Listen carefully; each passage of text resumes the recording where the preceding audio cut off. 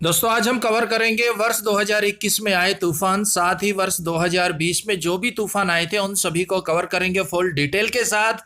जहां पर ट्रिक की जरूरत होगी वहां इन सबको हम ट्रिक से याद करेंगे।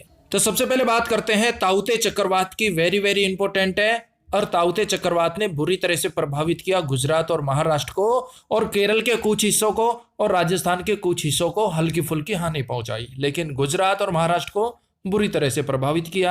इसकी उत्पत्ति हुई अरब सागर में।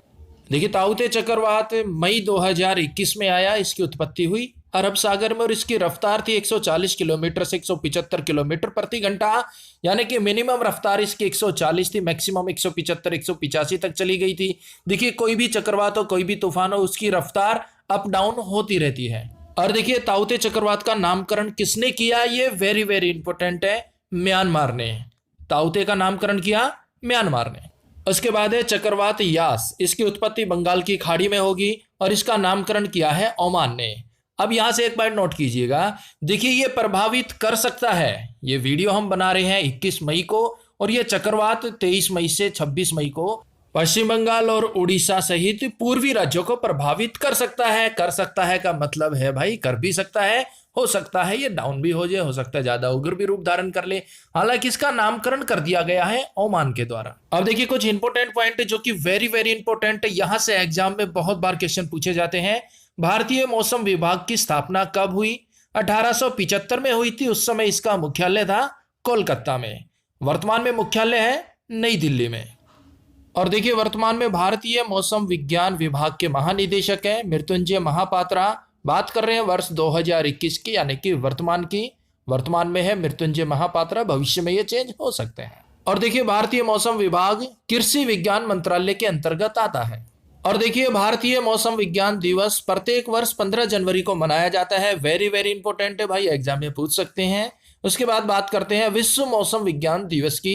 ये 23 मार्च को प्रत्येक वर्ष मनाया जाता है। ये दोनों अलग अलग है मेरे भाई। विश्व मौसम विज्ञान दिवस 23 मार्च को मनाया जाता है। भारतीय मौसम विज्ञान दिवस 15 जनवरी को मनाया जाता है। नेक्स्ट है विश्व मौसम विज्ञान संगठन का मुख्यालय जिनेवा स्विट्जरलैंड में है। अक्सर एग्जाम में जो इंपोर्टेंट संगठन है उनके मुख्यालय पूछ लिए जाते हैं। और विश्व मौसम विज्ञान संगठन की स्थापना हुई थी 23 मार्च 1950 को। और देखिए दोस्तों, जितने भी छोटे छोटे पॉइंट हम आपको बताते हैं ये वेरी वेरी इंपॉर्टेंट है। यहां से एग्जाम में बहुत बार क्वेश्चन पूछ लिए जाते हैं, तो इन्हें आप बिल्कुल भी इग्नोर मत कीजिएगा। अब बात करते हैं वर्ष 2020 में आए तूफानों की। वेरी वेरी इंपॉर्टेंट है, एग्जाम में पूछ सकते हैं। हाइसेन तूफान, जिसने जापान को बुरी तरह से प्रभावित किया। मेसक तूफान, इसने भी जापान को बुरी तरह से प्रभावित किया। ये दोनों तूफान एक एक हफ्ते के अंतराल पर आगे पीछे आए थे और इन दोनों ही तूफानों ने जापान को बुरी तरह से प्रभावित किया था। और देखिए, ये तूफान अगस्त सितंबर 2020 में आए थे जिन्होंने जापान को प्रभावित किया। नेक्स्ट है तूफान गोनी, जिसने फिलीपींस को बुरी तरह से प्रभावित किया। अब गोनी का हो गया गोली गाली। अगर हम किसी को गोली मारेंगे, गाली देंगे, तो वो तो भाई फील करेगा ना। फिलीपींस वो फील करेगा कि यार मेरे को गाली दे रहा है, यार मेरे को गोली मार रहा है। कोई भी बंदा भाई फील करेगा फिलीपींस। देखिए, गोनी तूफान ने फिलीपींस के लुजोन द्वीप को बुरी तरह से प्रभावित किया, जिसमें लगभग 6300 लोगों की मृत्यु हो गई थी। नेक्स्ट तूफान वामको, ये भी फिलीपींस में आया। अब वामको का हो गया हमको। वामको हमको हमको तो भाई फील होगा फिलीपींस। ऊपर बात हो रही थी गोनी गाली की, गोली की। अगर कोई गाली देगा, गोली मारेगा, किसी को फील हो ना हो भाई, हमको हमको तो फील होगा फिलीपींस। देखिए दोस्तों, यहां से एग्जाम में एक क्वेश्चन सीधे सीधे पूछा जाता है कि बताइए किस तूफान ने किस देश को या फिर किस राज्य को प्रभावित किया। बस ये भी अगर आप याद कर लेते हैं ना, तो 90% चांस है कि इस टॉपिक से क्वेश्चन बनता है, तो आपका क्वेश्चन गलत नहीं होगा। नेक्स्ट तूफान लोटा ने प्रभावित किया निकारागुआ और होंडुरास को। ये मध्य अमेरिका के देश हैं और तूफान लोटा ने इन्हें बुरी तरह से प्रभावित किया। अब निकारागुआ का हो गया नकारा और होंडुरास को होता नहीं बर्दाश्त। होंडुरास अब नहीं होता बर्दाश्त।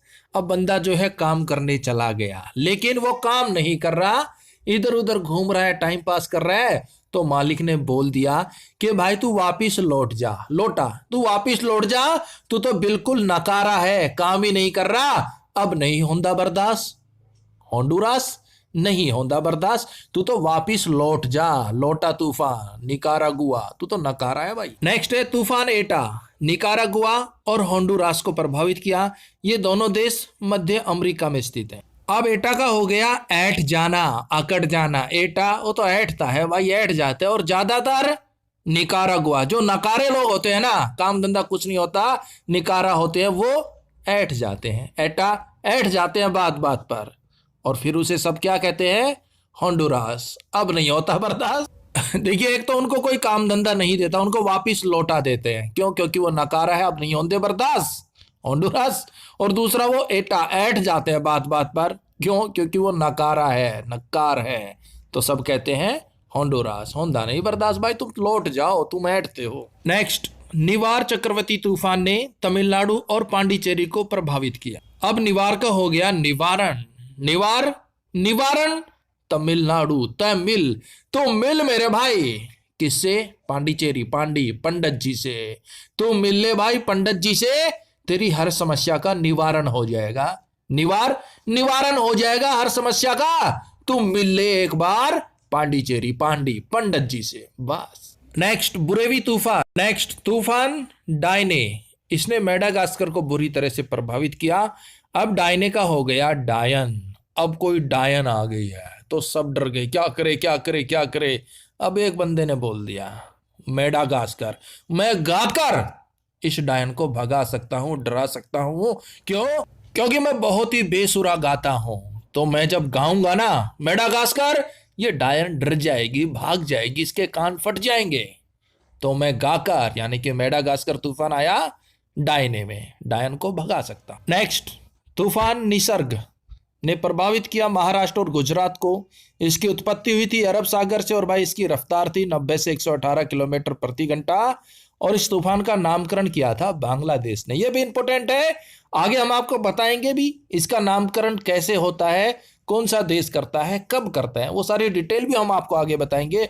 और 2019 में आए तूफानों को भी हम आगे ट्रिक से कवर करेंगे, 2018 वालों को भी ट्रिक से कवर करेंगे मेरे भाई।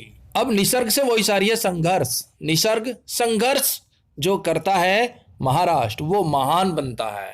जो संघर्ष करेगा वो महान बनेगा, और संघर्ष करने से ही आपका गुजरात गुजारा होगा। जो संघर्ष करने वाला बंदा है ना, वो कभी भूखा नहीं मरता, उसका गुजारा हो ही जाता है। और आप संघर्ष करेंगे तो एक ना एक दिन महान जरूर बनेंगे। यानी कि निसर्ग संघर्ष सेम वॉइस हो गया ना भाई। तो प्रभावित किया महाराष्ट्र और गुजरात को। और इन तूफानों का नामकरण कैसे किया जाता है, क्या प्रोसेस है, तो देखिए, बंगाल की खाड़ी और अरब सागर में आने वाले समुद्री तूफानों का नामकरण 8 देशों के द्वारा किया जाता है। कौन कौन से हैं? Bharat, Bangladesh, Maldives, Myanmar, Oman, Pakistan, Sri Lanka, Thailand. ये वो 8 देश हैं जो अरब सागर और बंगाल की खाड़ी में आने वाले तूफानों का क्रम अनुसार नामकरण करते हैं। और ये तूफानों के नामकरण की शुरुआत हुई थी 2004 में, और इसी क्रम में सबसे पहले तूफान का नामकरण किया था बांग्लादेश ने, और उस तूफान का नाम रखा गया था ओनिल। 2004 में सबसे पहले जो तूफान का नामकरण किया गया बांग्लादेश के द्वारा किया गया, और क्या नाम रखा गया उसका? ओनिल। नेक्स्ट, ये भी वेरी इंपॉर्टेंट है, अम्फान तूफान। ये मई 2020 में आया था और इसने प्रभावित किया उड़ीसा और पश्चिम बंगाल को, बुरी तरह से प्रभावित किया।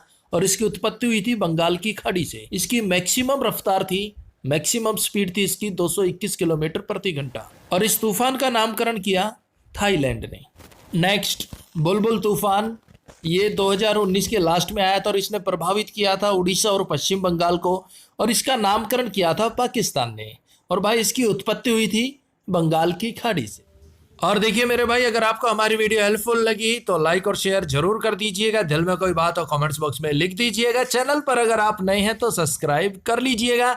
लेकिन जाने से पहले इस सवाल का जवाब देकर जाइएगा मेरे भाई, ग्रेट साल्ट लेक किस देश में स्थित है? बिल्कुल छोटा सा प्यारा सा क्वेश्चन है, और ये चैप्टर हम आपको फुल डिटेल के साथ कवर भी करा चुके हैं।